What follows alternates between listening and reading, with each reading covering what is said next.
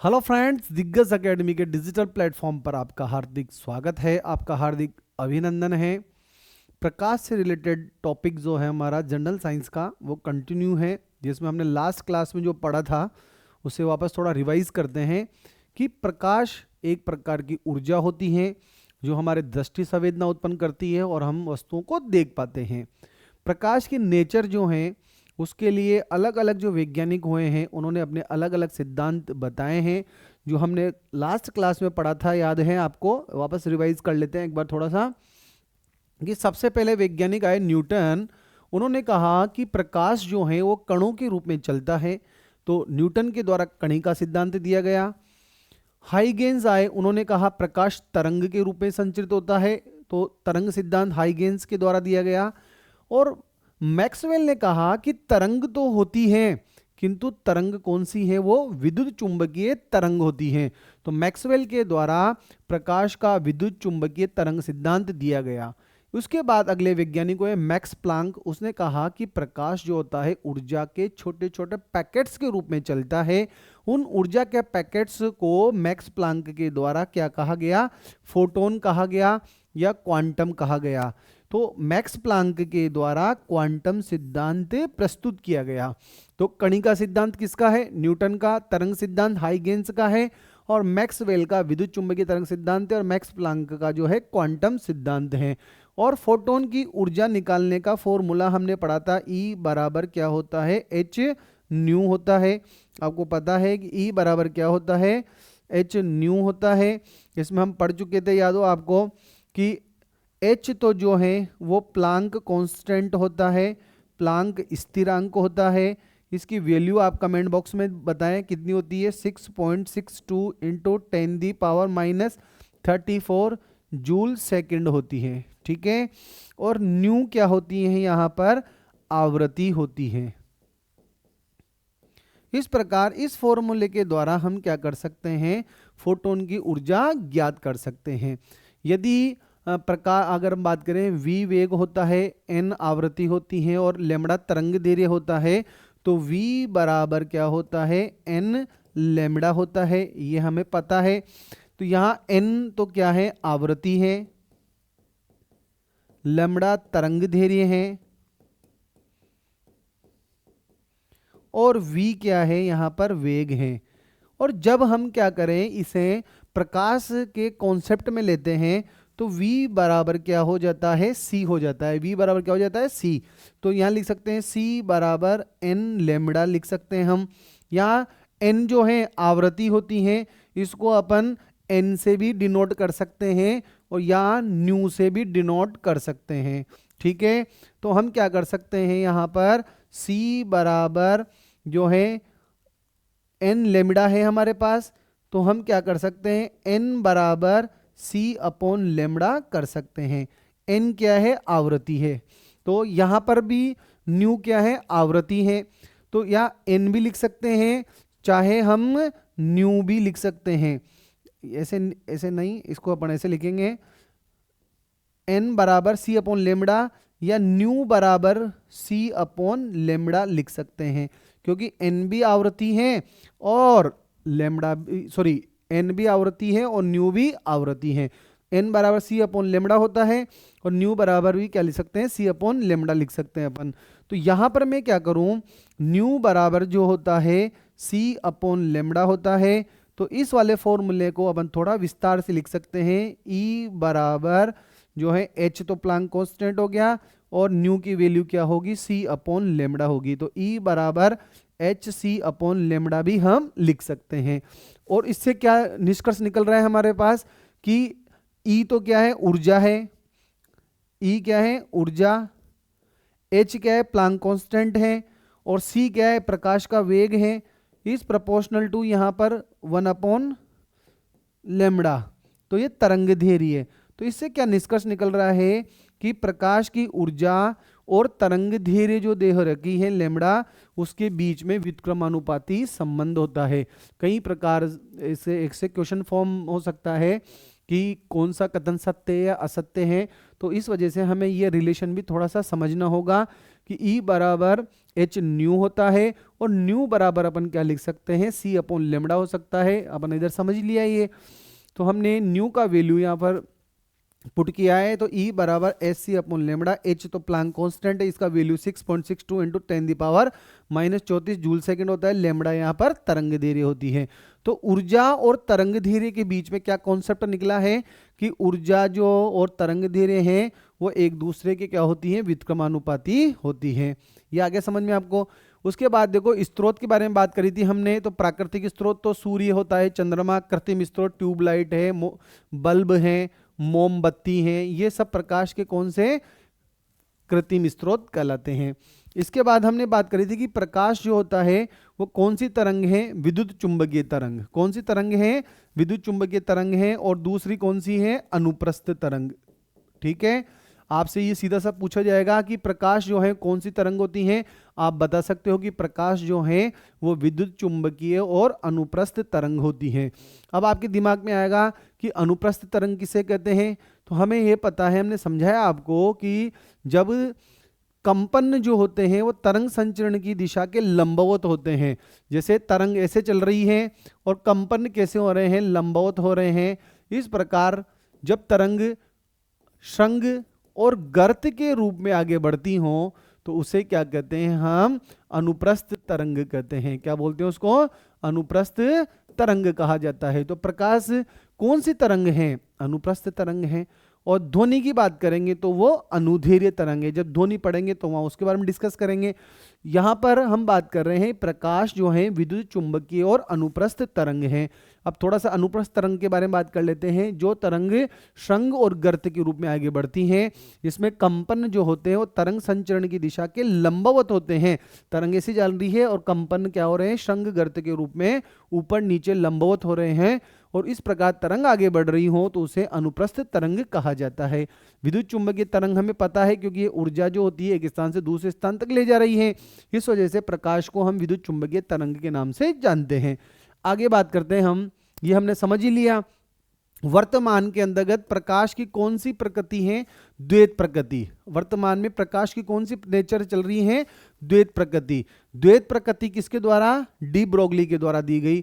उन्होंने कहा कि रमन प्रभाव, क्रॉम्पटन प्रभाव और प्रकाश विद्युत प्रभाव से हम जो है प्रकाश की कणीय प्रकृति की व्याख्या कर सकते हैं।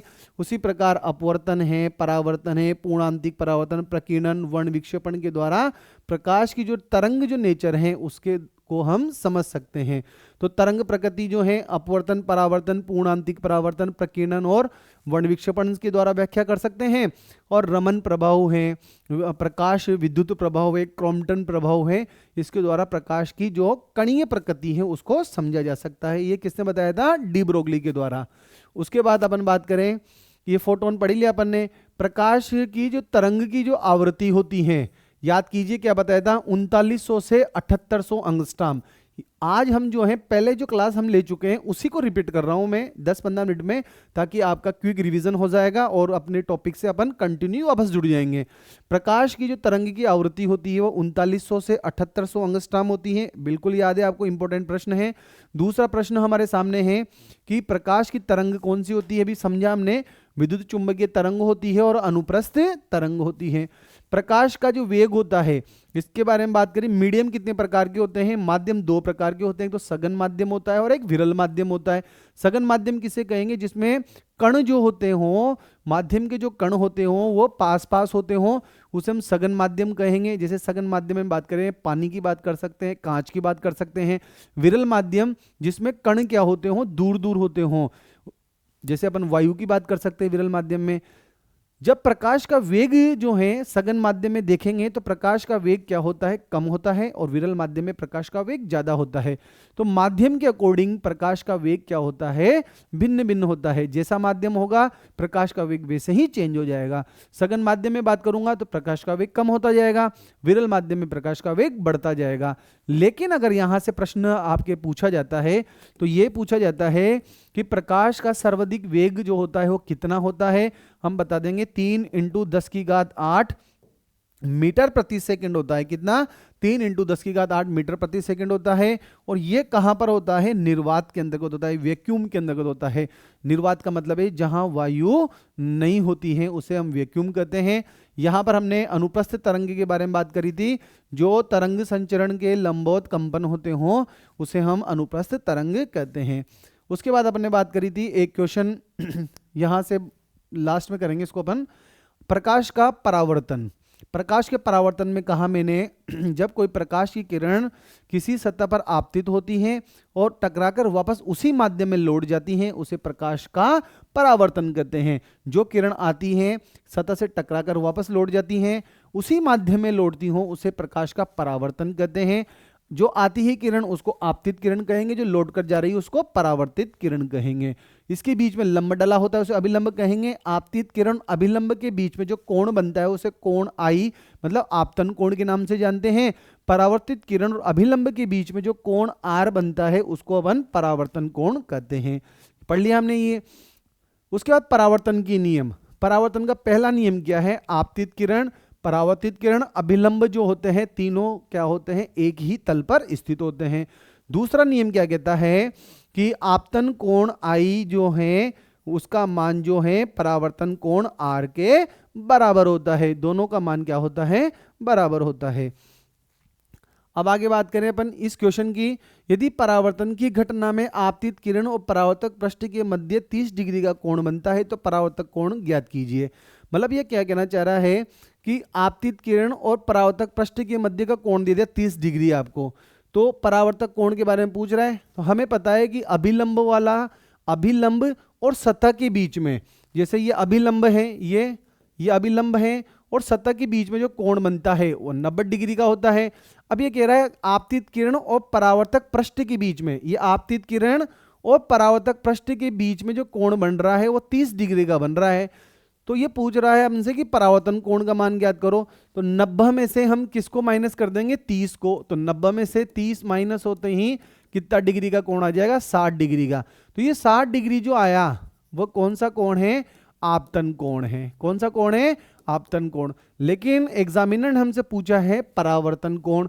तो हमें पता है कि आपतन कोण आई की जो वैल्यू होती है वही वैल्यू किसकी होती है? परावर्तन कोण की होती है, क्योंकि रूल्स जो है परावर्तन का सेकंड रूल यही कहता है कि कोण आई इक्वल टू कोण आर। तो आई का मान कितना आ गया? 60। तो आर का मान भी कितना रहेगा? 60 ही रहेगा। समझ गए आप लोग ये क्वेश्चन? उसके बाद आगे बात करते हैं कि परावर्तन के प्रकार। परावर्तन के प्रकार में हमने डिस्कस किया था कि जब अगर समतल सतह होती है और प्रकाश किसी समतल सतह से टकराता है और टकराने के बाद जो है निश्चित दिशाओं के अंदर अगर लौटता है तो उसे हम नियमित परावर्तन कहते हैं। और जब प्रकाश किसी खुरदरी सतह पर या उबड़ खाबड़ सतह पर आपतित होता है तो परावर्तन के बाद जो है वह भिन्न भिन्न दिशाओं में लौट जाता है, उसे हम अनियमित परावर्तन या विस्तृत परावर्तन कहते हैं। तो परावर्तन किसे कहते हैं, परावर्तन के नियम क्या क्या होते हैं और परावर्तन के प्रकार क्या हैं, ये हम समझ चुके हैं। उसके बाद बात करें दर्पण के बारे में। हम पढ़ रहे थे, देखो दो चीज होती है, एक तो दर्पण होता है और एक होता है लेंस। जब हम परावर्तन के बारे में बात करेंगे तो वो सारी घटनाएं दर्पण से संबंधित होती हैं, और जब हम अपवर्तन से संबंधित घटनाएं बात करेंगे वो किससे संबंधित होती है, लेंस से संबंधित होती है। तो समझ चुके होंगे आप लोग कि जब हम दर्पण से बात करेंगे तो परावर्तन होंगे और लेंस से जब पढ़ेंगे तो वहां अपवर्तन होगा। जब अपवर्तन पढ़ेंगे तो लेंस की चर्चा करेंगे। फिलहाल हम परावर्तन पढ़ रहे हैं तो दर्पण से संबंधित बात करेंगे कि दर्पण क्या होता है। एक कांच की स्लेब होती है, एक कांच की पट्टिका होती है जिसके एक तरफ क्या होते हैं, परावर्तक पदार्थ जैसे चांदी है, पारा है, लेड, इनकी पॉलिश कर दी जाती है तो दर्पण कहलाता है। दर्पण दो प्रकार के होते हैं, तो समतल दर्पण होता है, जैसा कि आपको चित्र में दिख रहा है कि समतल कांच की स्लेब होती है जिसके एक भाग पर परावर्तक पदार्थ की हम क्या कर सकते हैं, पॉलिश कर सकते हैं, उसे हम क्या बोलते हैं, समतल दर्पण कहेंगे। अब जब खोखला गोला है इसके दो भाग कर देते हैं तो आपको इस प्रकार की संरचना मिलती है। जब खोखले गोले के उभरे हुए हिस्से के बाहर अपन पॉलिश कर देते हैं तो इसे अवतल दर्पण कहते हैं। इसे क्या कहते हैं, अवतल दर्पण कहते हैं। और जब खोखले गोले के उभरे हुए हिस्से के अंदर की तरफ पॉलिश कर देते हैं तो इसे उत्तल दर्पण कहा जाता है। तो गोलीय दर्पण कितने प्रकार के होते हैं? 2 प्रकार के, एक तो उत्तल होता है और दूसरा होता है अवतल होता है। चित्र में देखिए आप लोग, उत्तल में क्या हो रहा है कि पॉलिश कहाँ हो रही है? अंदर की तरफ। पॉलिश कहाँ है? यहाँ अंदर की तरफ। तो इसका परावर्तक पृष्ठ कौन सा होगा? बाहर वाला। उभरा हुआ हिस्सा क्या होता है? इसका परावर्तक पृष्ठ होता है। यहां पर अपन अवतल दर्पण में दिख रहे हैं कि पॉलिश कहां हो रही है? बाहर पॉलिश हो रही है। उभरे हुए हिस्से पर पॉलिश हो रही है, बाहर पॉलिश हो रही है या उभरे हुए हिस्से पर पॉलिश हो रही है। तो परावर्तक पृष्ठ कौन सा होगा? इसका अंदर वाला जो पृष्ठ होगा वो क्या होगा? परावर्तक पृष्ठ होगा। याद रखना आप लोग, जैसे ये उभरा हुआ ये हिस्सा है, इसके बाहर पॉलिश कर दी, पॉलिश होगी तो परावर्तक पृष्ठ कौन सा होगा? अंदर वाला होगा, और अंदर वाला। ठीक है, जब उभरे हुए हिस्से के अंदर की तरफ पॉलिश कर दी मैंने तो परावर्तक पृष्ठ कौन सा होगा? बाहर वाला होगा। तो उत्तल के अंतर्गत जो है परावर्तक पृष्ठ जो होगा वो तो बाहर वाला हिस्सा होगा, और अवतल के अंतर्गत जो है अंदर का जो भाग है वो परावर्तक पृष्ठ होगा। ये समझ में आ गया आप लोगों को उत्तल क्या होता है और अवतल क्या होता है। उत्तल दर्पण जो होता है, यहां पर इसे हम उत्तल दर्पण को अभिसारी दर्पण भी कहते हैं। सॉरी, उत्तल को यहां उल्टा बोलते हैं। जैसे अपन उत्तल लेंस जो होता है उसे अभिसारी कहते हैं, लेंस को तो अभिसारी कहा जाता है, अभिसारी। और अवतल जो लेंस होता है उसे हम अपसारी कहते हैं। ठीक है, लेकिन लेंस की टर्म में जो उत्तल दर्पण होता है उसे हम यहां अभिसारी कहते हैं, तो यहां इसको उल्टा कहते हैं, अपसारी कहते हैं। क्या बोलते हैं इसको? अपसारी कहते हैं। और अवतल जो दर्पण था उसे हम वहां अपसारी कहते हैं, तो यहां पर क्या बोलेंगे? इसको अभिसारी कहेंगे। क्या बोलेंगे? इसको अभिसारी कहेंगे। बस इतना सा आपको याद रखना है कि जो टर्म हम उत्तल दर्पण के लिए यूज में लेते हैं वहां लेंस में उल्टी हो जाएगी। उत्तल दर्पण को यहां अपसारी कहते हैं, अवतल दर्पण को अभिसारी कहते हैं। लेकिन जब लेंस की बात करूंगा तो उत्तल लेंस को अभिसारी कहते हैं क्योंकि प्रकाश किरणों को एक बिंदु पर केंद्रित करता है, और अवतल क्या करता है? प्रकाश किरणों को फैलाने का काम करता है, इस वजह से अपसारी कहते हैं। तो उत्तल दर्पण यहां पर क्या करता है? प्रकाश किरणों को फैलाने का काम करता है, इस वजह से इसको क्या बोलते हैं? अपसारी दर्पण भी कहते हैं। और अवतल दर्पण क्या करता है? प्रकाश किरणों को एक बिंदु पर केंद्रित करता है, इस वजह से इसको क्या कहते हैं? हम अभिसारी दर्पण कहते हैं। याद रह जाएगा आप लोगों को। इसके बारे में बाद हमने समतल दर्पण से संबंधित कुछ क्वेश्चन किए थे। यदि कोई जो है व्यक्ति दर्पण से की ओर v वेग से जाता है तो उसको अपना प्रतिबिंब कितने वेग से आता हुआ प्रतीत होगा? तो v वेग से आ रहा है तो प्रतिबिंब इसको v वेग से दिखेगा, तो दोनों तरफ से विपरीत दिशा होने के कारण जुड़ जाएगा, तो प्रतिबिंब और वस्तु उसका जो वेग होगा वो दोनों जुड़ जाएंगे, तो आंसर आ जाएगा 2v वेग से आता हुआ नजर आएगा। अगर किसी मनुष्य की लंबाई दे रखी है 8 फीट, ठीक है, इतना लंबा तो आदमी नहीं होता, लेकिन इसको पूरा देखने के लिए हमें दर्पण कितना चाहेगा?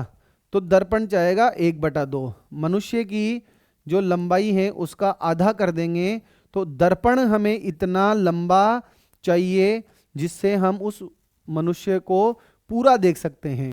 अगर आपसे पूछा जाए कि आपतित किरण को हम नियत रखते हुए दर्पण को जो है वो उसको थीटा कोण पर घुमा देते हैं, तो परावर्तित जो कोण है वो कितना घूम जाता है? वो 2 थीटा कोण से घूम जाता है। ये भी हम पढ़ चुके हैं। उसके बाद यदि दीवार को देखना है, यदि आप किसी कमरे में खड़े हो और आपको आपकी पीछे की दीवार देखनी है, तो आगे जो कांच लगा हुआ है तो उसका जो दीवार की जो लंबाई है उसका 1/3 कांच होना चाहिए। जैसे 15 फीट की दीवार है तो कांच कितना होगा? 1/3 होना चाहिए। तो 5 फीट का कांच होगा, उससे उस दीवार को पूरा देखा जा सकता है। ये हम पढ़ चुके थे, ये हमने रिवाइज कर लिया है अभी। उसके बाद आगे देखते हैं हम, ये पढ़ लिया हमने। आज जो है हमारा दर्पण से रिलेटेड ही टॉपिक रहने वाला है। वापस एक बार देखते हैं कि दर्पण क्या है। गोलीय दर्पण, एक पारदर्शी गोले के जो एक भाग पर हम क्या करें, परावर्तक पदार्थ का लेप कर देते हैं, तो उसे गोलीय दर्पण कहते हैं। पारदर्शी गोला है, उसकी एक सतह पर परावर्तक पदार्थ की पॉलिश कर देते हैं। परावर्तक पदार्थ वही है, चांदी है, लेड है, सीसा है, पारा है, उसकी हम क्या कर सकते हैं, पॉलिश कर दे तो गोलीय दर्पण कहलाएगा। दो प्रकार का बताया हमने आपको, एक तो उत्तल दर्पण, उत्तल दर्पण को क्या कहते हैं, अपसारी दर्पण कहा जाता है, क्योंकि उत्तल दर्पण जो होता है वो प्रकाश किरणों को फैलाने का काम करता है। अवतल दर्पण को अभिसारी दर्पण कहते हैं। लेंस में ये टर्म उल्टी होती है और दर्पण में उल्टा इसे हम पढ़ते हैं। उत्तल दर्पण को अपसारी दर्पण कहेंगे और अवतल दर्पण को अभिसारी कहते हैं, क्योंकि ये प्रकाश किरणों को केंद्रित करने का कार्य करता है। ठीक है, और ये प्रकाश किरणों को फैलाने का कार्य करता है। ठीक है, इस वजह से उत्तल दर्पण को अपसारी कहते हैं और अवतल दर्पण को अभिसारी दर्पण कहते हैं। अब उत्तल दर्पण में चित्र देखिए आप लोग, इसमें हमने क्या करा, उत्तल में, एक मिनट, उत्तल दर्पण जो होता है इस प्रकार की संरचना है ये। इसमें पॉलिश कहाँ की हमने, अंदर की तरफ पॉलिश करी है अपन ने, इसमें अंदर की तरफ हमने इस पे पॉलिश करी है। तो इसका परावर्तक पृष्ठ कौन सा होगा, बाहर वाला होगा। जिस गोले दर्पण का परावर्तक सतह उभरा हुआ होता है, ये उभरी हुई संरचना क्या है, इसकी परावर्तक पृष्ठ है। समझना है इसको, ये प्रश्न सीधे हैं और परीक्षा में ऐसे पूछ लेते हैं कि उत्तल दर्पण का परावर्तक पृष्ठ कौन सा होता है, तो उभरा हुआ भाग होगा वो इसका परावर्तक पृष्ठ होगा, क्योंकि हमने पॉलिश कहां करी है, अंदर की तरफ क्या कर दी, इसके पॉलिश कर दी हमने। तो परावर्तक पृष्ठ कौन सा होगा, इसका बाहर वाला होगा। उत्तल दर्पण को अपसारी दर्पण भी कहते हैं, क्योंकि ये अनंत से आने वाली किरणों को फैलाने का कार्य करता है, इस वजह से उसको क्या बोलते हैं, अपसारी दर्पण भी कहते हैं। ठीक है, अब दूसरा देखते हैं हम, अवतल दर्पण। अवतल दर्पण में चित्र देखिए आप लोग, चित्र से बिल्कुल समझ में आएगा आपको। ये अवतल दर्पण है, पॉलिश कहाँ करी है हमने, इसके उभरे हुए हिस्से के ऊपर हमने पॉलिश कर दी। ठीक है, ये बाहर क्या हो रही है, उभरे हिस्से पर पॉलिश हो गई। तो इसका परावर्तक पृष्ठ कौन सा होगा, अंदर वाला पृष्ठ जो होगा वो क्या होगा, परावर्तक पृष्ठ होगा। अंदर वाला पृष्ठ क्या होगा, परावर्तक पृष्ठ। जिस गोले दर्पण का परावर्तक जो तल है वो धंसा रहता है, मतलब अंदर की तरफ होता है, उसे अवतल दर्पण कहते हैं। अवतल दर्पण को अभिसारी दर्पण कहते हैं, क्योंकि ये अनंत से आने वाली जो किरणें हैं उनको अभिकेंद्रित करने का कार्य करता है, मतलब इनको एक बिंदु पर केंद्रित करता है, इस वजह से उसको अभिसारी कहते हैं। और उत्तल दर्पण फैलाता है, उसको अपसारी कहते हैं। नोट, यहां से सबसे इंपॉर्टेंट बात है कि हमने जो कल्पना की है गोले दर्पण की, वो एक खोखले गोले से की है। तो गोले का जो केंद्र होगा वही वक्रता केंद्र कहलाएगा, और गोले की जो त्रिज्या होगी वह क्या कहलाएगी, वक्रता त्रिज्या कहलाएगी। देखो, उत्तल और अवतल दोनों ही दर्पण गोले के कटे हुए भाग होते हैं, अतः गोले का जो केंद्र होता है उसे वक्रता केंद्र कहते हैं, और गोले की जो त्रिज्या होती है उसे ही क्या कहते हैं, वक्रता त्रिज्या कहते हैं। और जैसे ये दर्पण है, उसका जो मध्य बिंदु होता है उसे हम क्या कहते हैं, ध्रुव कहते हैं, इसको P से हम रिप्रेजेंट करते हैं।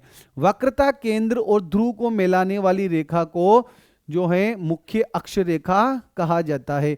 जैसे ये तो हो गया ध्रुव और ये हो गया केंद्र C, इसको मिलाने वाली जो रेखा होगी वो क्या कहलाएगी, प्रधान अक्ष रेखा या मुख्य अक्ष कहलाता है। क्या कहलाता है, ये मुख्य अक्ष कहलाता है।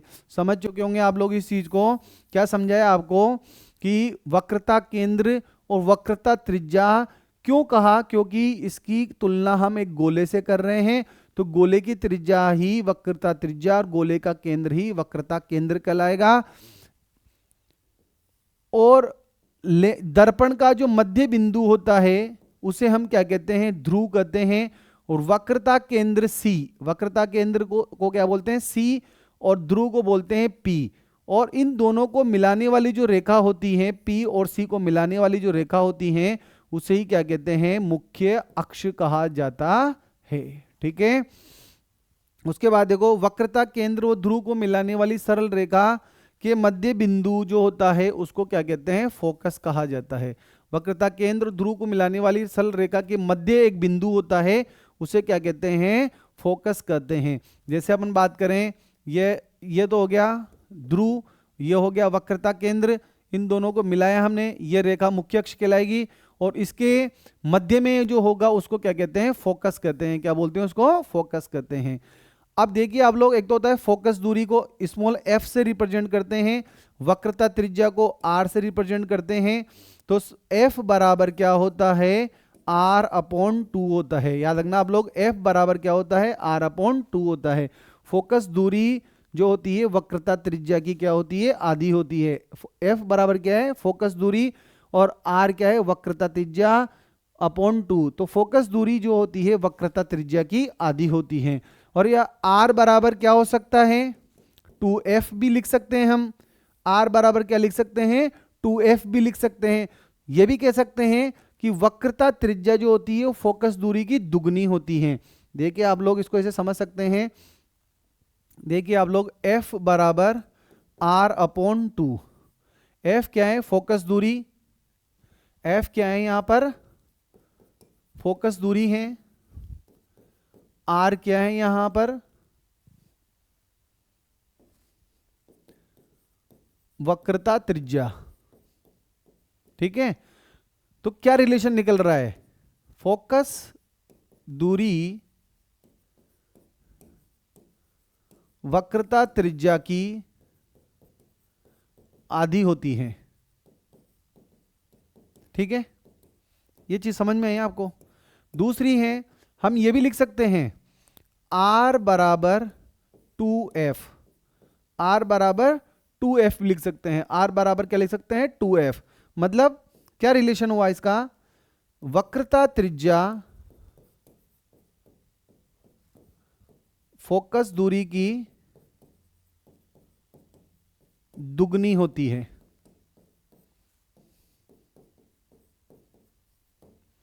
वक्रता त्रिज्या जो है वो फोकस दूरी की दुगनी होती है।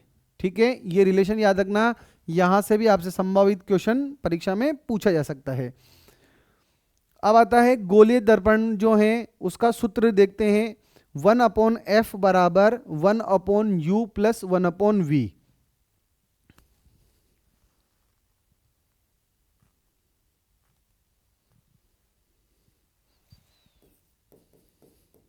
गोलीय दर्पण का सूत्र पढ़ रहे हैं, 1/f बराबर 1/u प्लस 1/v। ये किसका सूत्र है, 1/f बराबर 1/u प्लस 1/v। इसमें u तो क्या है, वस्तु की दर्पण से दूरी है, और v क्या है, प्रतिबिंब की दूरी, और f क्या है यहां पर, फोकस दूरी है। तो हमने पढ़ा 1/f बराबर 1/u प्लस 1/v। यहां पर f तो क्या है, फोकस दूरी है, u क्या है, वस्तु की दर्पण से दूरी, और v क्या है यहां पर, प्रतिबिंब की दूरी। ये तीनों चीज है। 1/f बराबर 1/u प्लस 1/v। ये डायरेक्ट पूछा जा सकता है आपसे दर्पण का सूत्र। गोलीय दर्पण का सूत्र क्या होता है, बोलिए आप लोग फटाफट। 1/f बराबर 1/u प्लस 1/v होता है। u तो क्या है, वस्तु की दर्पण से दूरी, प्रतिबिंब की जो है v बराबर क्या है, प्रतिबिंब की दर्पण से दूरी, और f बराबर क्या है, दर्पण की फोकस दूरी है। दर्पण की क्या है, ये फोकस दूरी है। चित्र में देखिए आप लोग, इस चित्र से सीधा समझ में आ रहा होगा आपको कि ये तो हो गया ध्रुव, ये हो गया वक्रता केंद्र, इसके बीच में क्या हो गया, फोकस। तो वक्रता केंद्र और ध्रुव को मिलाने वाली जो रेखा होगी उसको क्या बोलेंगे, प्रधान अक्ष रेखा कहेंगे। और इसके बीच में क्या स्थित होता है, फोकस स्थित होता है। क्या स्थित होता है, फोकस स्थित होता है। जैसे ये बनाया आपने, इसमें ये तो हो गया पोल ध्रुव, और इसके यहाँ पर जो होगा वक्रता केंद्र होगा, वक्रता केंद्र C और ध्रुव को मिलाने वाली जो रेखा है ये मुख्य अक्ष कहलाएगी। इसके बीच में जो होगा उसको क्या बोलेंगे, फोकस कहेंगे। क्या बोलेंगे उसको, फोकस कहते हैं। अब आता है आवर्धन क्षमता। आवर्धन क्षमता का मतलब क्या है, प्रतिबिंब की लंबाई और वस्तु की लंबाई का जो अनुपात होता है उसे ही क्या बोलते हैं, मैग्निफिकेशन क्षमता कहते हैं, आवर्धन क्षमता कहा जाता है। m बराबर क्या होता है, प्रतिबिंब की लंबाई मतलब इमेज। m बराबर ऐसे लिख सकते हैं, m बराबर आई अपॉन ओ भी लिख सकते हैं। मतलब आई तो क्या है, इमेज की लंबाई, o क्या है, ऑब्जेक्ट की लंबाई। तो m बराबर प्रतिबिंब की लंबाई मतलब इमेज की लंबाई और वस्तु की मतलब ऑब्जेक्ट की लंबाई का जो अनुपात होगा उसे हम क्या बोलेंगे, आवर्धन क्षमता कहते हैं। m बराबर प्रतिबिंब की दर्पण से दूरी मतलब v भी लिख सकते हैं अपन इसको। m बराबर आई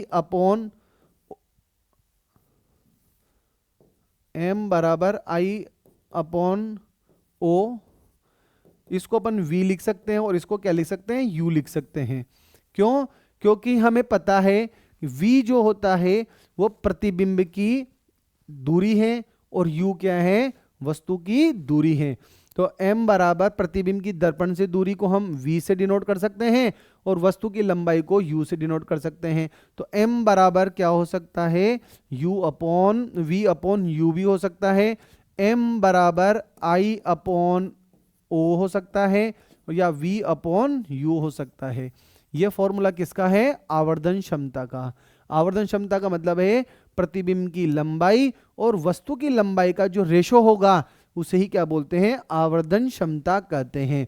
यदि आवर्धन क्षमता जब निकालते हैं और माइनस का चिन्ह आता है, दो चिन्ह आएंगे, एक तो माइनस का, अगर माइनस का चिन्ह आ रहा है इसका मतलब है प्रतिबिंब कैसा है, वास्तविक।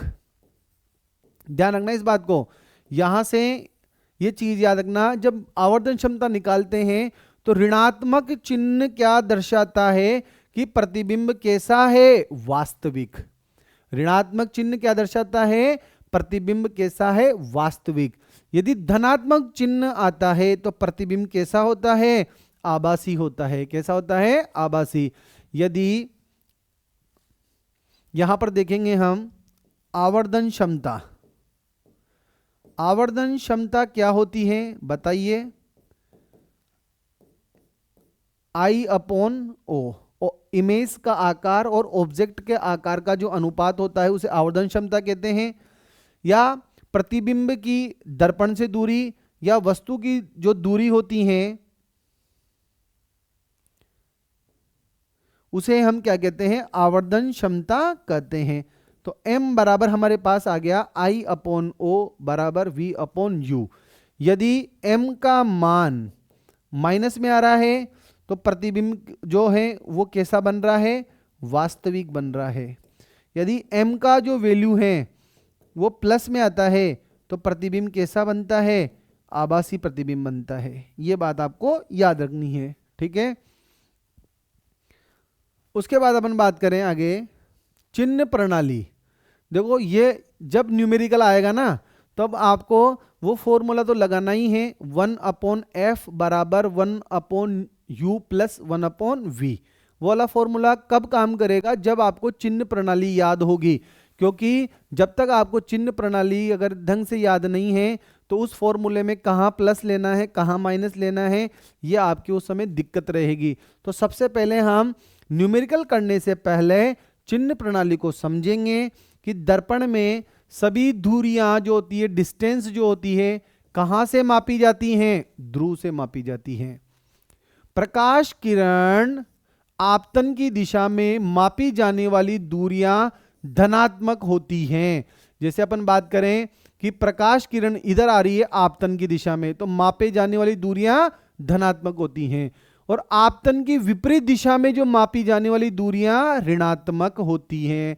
मतलब जैसे प्रकाश किरण इधर से आपतित हो रही है तो यहां धनात्मक मानेंगे, और इसके विपरीत अगर आपतित हो रही है तो उसको क्या मानेंगे, ऋणात्मक मानेंगे। आगे बात समझ में। वस्तु को दर्पण के किस ओर रखा जाता है, याद रखना आप लोग, वस्तु जो होती है हमेशा दर्पण के बाईं ओर रखी जाती है। मुख्य अक्ष के ऊपर, जैसे ये मुख्य अक्ष है, इसके ऊपर मापी जाने वाली दूरियां धनात्मक होगी और इसके नीचे मापी जाने वाली दूरियां ऋणात्मक होगी। मुख्य अक्ष के ऊपर मापी जाने वाली दूरियां धनात्मक होती हैं, जबकि नीचे की ओर मापी जाने वाली दूरियां ऋणात्मक होती हैं। आप लोग ये समझ रहे होंगे कि सर ये क्या समझाना चाह रहे हैं। जब हम न्यूमेरिकल करते हैं 1/f बराबर 1/u प्लस 1/v के अंतर्गत रख के जब हम फोकस दूरी निकालने का या प्रतिबिंब की दूरी निकालने का या वस्तु की दूरी निकालने का प्रयास करते हैं, तब ये चिन्ह प्रणाली हमारे वहां महत्वपूर्ण होती है। सभी दूरियां ध्रुव से मापी जाती हैं। प्रकाश किरण की जब आपतित होने वाली जो दिशा है उसमें जो दूरी मापेंगे वो धनात्मक होगी और उसके विपरीत जो होगी वो दूरियां ऋणात्मक होगी। वस्तु को हमेशा किधर रखा जाता है? दर्पण के बाईं ओर रखा जाता है। मुख्य अक्ष के ऊपर, जैसे ये मुख्य अक्ष है, इसके ऊपर जो दूरी मापेंगे वो प्लस में होगी और इसके नीचे दूरी मापेंगे वो माइनस में होगी। अवतल दर्पण की फोकस दूरी ऋणात्मक होती है। अवतल दर्पण की फोकस दूरी ऋणात्मक होती है और उत्तल दर्पण की फोकस दूरी धनात्मक होती है। यहां पर मैं आपको एक बात याद दिलाना चाहूंगा, चाहे उत्तल लेंस हो चाहे उत्तल दर्पण हो, दोनों की फोकस दूरी धनात्मक होगी। अवतल दर्पण हो या अवतल लेंस हो, उसकी फोकस दूरी क्या होगी? ऋणात्मक होगी। यहां दोनों चीज सेम होती हैं, चाहे लेंस हो चाहे दर्पण हो। तो चिन्ह प्रणाली रिपीट करेंगे। सभी दूरियां कहां से मापेंगे? ध्रुव से। प्रकाश किरण की आपतन की दिशा में जो दूरी होगी वो धनात्मक होगी और उसके विपरीत दिशा में जो मापी जाएगी दूरी वो ऋणात्मक होगी। दर्पण को, वस्तु को कहां रखेंगे? दर्पण के दाईं ओर रखेंगे, बाईं ओर रखेंगे? दर्पण के बाईं ओर रखेंगे। मुख्य अक्ष के ऊपर जो मापेंगे वो धनात्मक होगी दूरी और नीचे की ओर मापेंगे वो ऋणात्मक होगी। इतना याद रखना है। उत्तल दर्पण की फोकस दूरी धनात्मक होती है और अवतल दर्पण की फोकस दूरी ऋणात्मक होती है। यह आपको चिन्ह प्रणाली याद रखनी है। इसी के आधार पर ही आप जो है इस फॉर्मूले का उपयोग न्यूमेरिकल में कर पाएंगे, अन्यथा आपको सूत्र होते याद, सूत्र हैं लेकिन इंप्लीमेंट करना आपको नहीं आएगा। अभी हम आगे देखेंगे। उसके बाद बात करें कि गोले दर्पण से प्रतिबिंब बनने के नियम। गोले दर्पण से प्रतिबिंब बनने के नियम जो हैं, उन 3 नियमों की मैं बात करूंगा यहां पर कि गोले दर्पण से जब प्रतिबिंब बनता है तो हमने बात की कि मुख्य अक्ष के समांतर, मुख्य अक्ष के समांतर आने वाली प्रकाश किरणें जब दर्पण से परावर्तन के पश्चात फोकस से गुजरती हैं तो फोकस से या तो गुजरती हैं या गुजरती हुई प्रतीत होती हैं। ये देखिए आप लोग, ये तो है मुख्य अक्ष। मुख्य अक्ष के समांतर जब कोई प्रकाश किरण दर्पण पर आपतित होती है, दर्पण पर आपतित होती है तो परावर्तन के पश्चात मुख्य अक्ष पर जहां से गुजरती हैं उस बिंदु को क्या कहते हैं? मुख्य फोकस कहा जाता है। पहला नियम समझ में आया आपको? क्या है? मुख्य अक्ष के समांतर जब प्रकाश किरण जो है वो दर्पण पर आपतित होती हैं तो परावर्तन के बाद जो है कहां से निकलती है? मुख्य अक्ष पर फोकस से गुजरती हैं या गुजरती हुई प्रतीत होती हैं। दूसरी बात, दूसरा नियम क्या कहता है? जो प्रकाश किरण मुख्य फोकस से गुजरती हैं, मुख्य फोकस से गुजरती हैं या गुजरती हुई प्रतीत होती हैं तो परावर्तन के पश्चात मुख्य अक्ष की क्या हो जाती है? वो समांतर हो जाती हैं। तीसरा, वक्रता केंद्र से गुजरने वाली या गुजरती हुई प्रतीत होने वाली प्रकाश किरण परावर्तन के पश्चात वापस उसी पथ पर क्या हो जाती है? लौट जाती है। यदि वक्रता केंद्र से अगर कोई किरण जा रही है अगर दर्पण के ऊपर, तो वापस क्या होगी? वो उसी पथ पर क्या हो जाएगी? लौट कर आ जाएगी। ठीक है। यदि फोकस से गुजर रही है या फोकस से गुजर रही हैं तो ये देखिए आप जो है ये मुख्य अक्ष के क्या हो जाती है? समांतर हो जाती है। तो हमने क्या पढ़ा है यहां पर? गोलीय दर्पण से प्रतिबिंब बनने के नियम। 3 नियम हैं। मुख्य अक्ष के समांतर प्रकाश किरण दर्पण से पर आपतित होती है तो परावर्तन के पश्चात फोकस से गुजरती है। यदि फोकस से गुजरती हैं, गुजरती प्रतीत होती हैं तो परावर्तन के पश्चात वो क्या हो जाती है? मुख्य अक्ष के समांतर हो जाती है। तीसरी वक्रता केंद्र से गुजरती हैं तो वो क्या हो जाती है, वापस उसी मार्ग पर क्या हो जाती है, लौट कर आ जाती है। ये 3 नियम आपको याद रखने हैं। दूसरी इंपॉर्टेंट चीज आपको क्या याद रखनी है, चिन्ह प्रणाली। क्योंकि जब हम दर्पण का जो सूत्र है 1/f बराबर 1/u प्लस 1/v का यूज करेंगे, तब ये चिन्ह प्रणाली आपके काम आने वाली है। क्या याद रखना है, सभी दूरियां कहां से नापेंगे, हम ध्रुव से नापेंगे। प्रकाश किरण के आपतन की दिशा में जो दूरी मापी जाती है उसे धनात्मक मापेंगे, और आपतन की दिशा के विपरीत जो दूरी मानी जाएगी वो ऋणात्मक मापी जाएगी। दूसरी बात क्या याद रखनी है, वस्तु हमेशा कहां रखनी है, दर्पण के बाईं ओर रखनी है।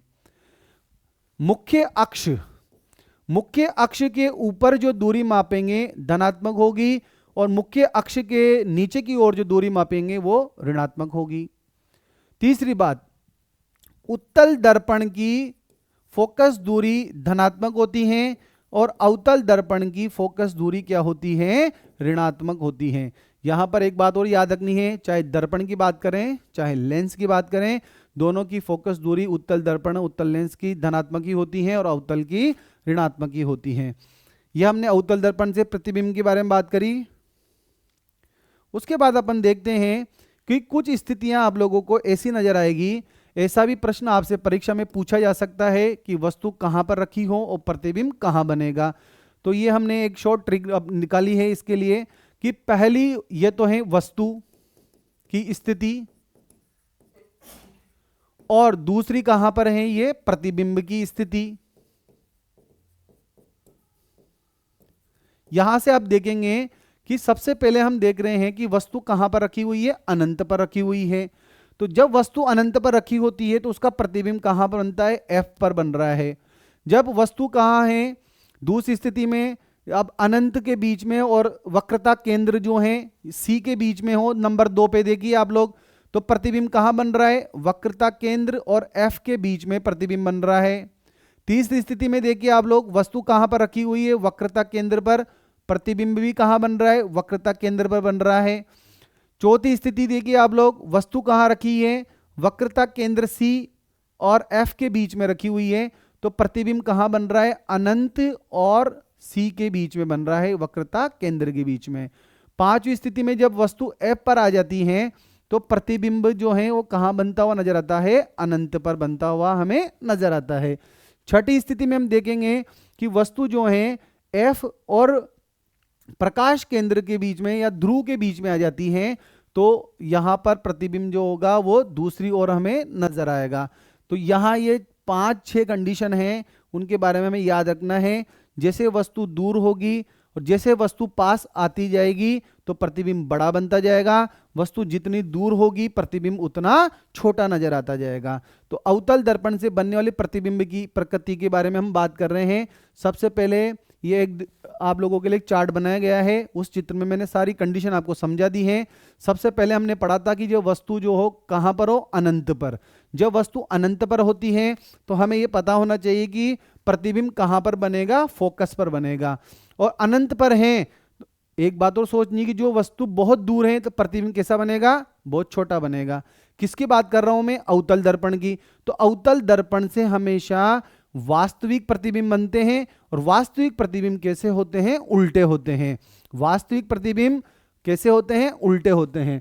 तो अवतल दर्पण से बनने वाले प्रतिबिंब की स्थिति में सबसे पहले वाली कंडीशन देखिए आप लोग कि वस्तु कहां पर रखी हुई है, अनंत पर रखी हुई है। तो अनंत पर रखी हुई है तो उसका प्रतिबिंब कहां पर बन रहा है, फोकस पर बन रहा है। ठीक है, प्रतिबिंब कैसा बनेगा, बहुत छोटा बनेगा, उल्टा और वास्तविक। इन 5 कंडीशन में फर्स्ट, सेकंड, थर्ड और फोर्थ और 5, इसके लिए तो आपको ये याद रखना है प्रतिबिंब कैसा बनेगा, उल्टा वास्तविक। सब में एक ही कंडीशन रहेगी। दूसरी कंडीशन, प्रतिबिंब का आकार। प्रतिबिंब का आकार आप लोग समझ के निकाल सकते हो कि वस्तु जितनी दूर होगी दर्पण से प्रतिबिंब छोटा बनेगा, जैसे जैसे पास आती जाएगी प्रतिबिंब बड़ा बनता जाएगा। हमें याद रखना है कि कहां बन रहा है। दूसरी चीज देखिए आप लोग, वक्रता केंद्र सी और अनंत के बीच में है।